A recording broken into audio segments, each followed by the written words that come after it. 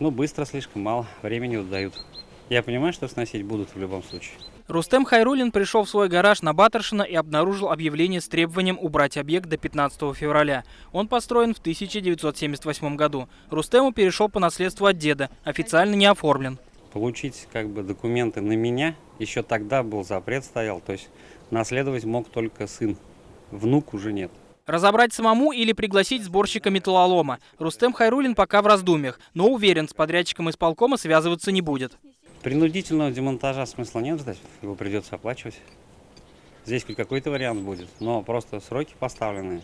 Я даже не знаю, успеем и нет. И таких историй только в Кировском районе 18. 5 гаражей на улице Бондаренко подлежат демонтажу. Соответствующее постановление администрация района вывесила вчера.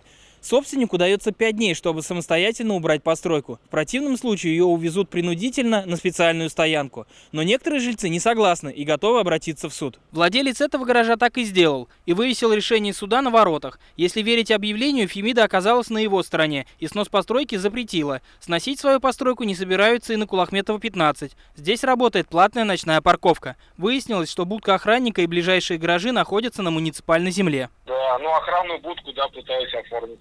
Что остальное, это, да, забыл просто я вывести, убрать. Никому не интересно было, сейчас вдруг вспомнили. Если гаражи демонтируют, то у хозяина есть 30 дней на то, чтобы оформить его и забрать. В случае, если житель не сможет демонтировать по каким-либо причинам в установленный срок и захочет его, допустим, забрать чуть позже, но гараж уже был увезен и хранится на территории стоянки, то он может его забрать, предъявив документы и оплатив сумму транспортировки, погрузки и хранения посуточно на территории стоянки. Сносом гаражей на муниципальной земле исполком занимается не первый год. В конце прошлого года власти столицы предписали снести 44 незаконных объекта. Уже заключен договор с подрядной организацией. Работы по нему должны быть выполнены до 1 июня. Иван Сарафанов, Константин Бушуев, ТНВ, Казань.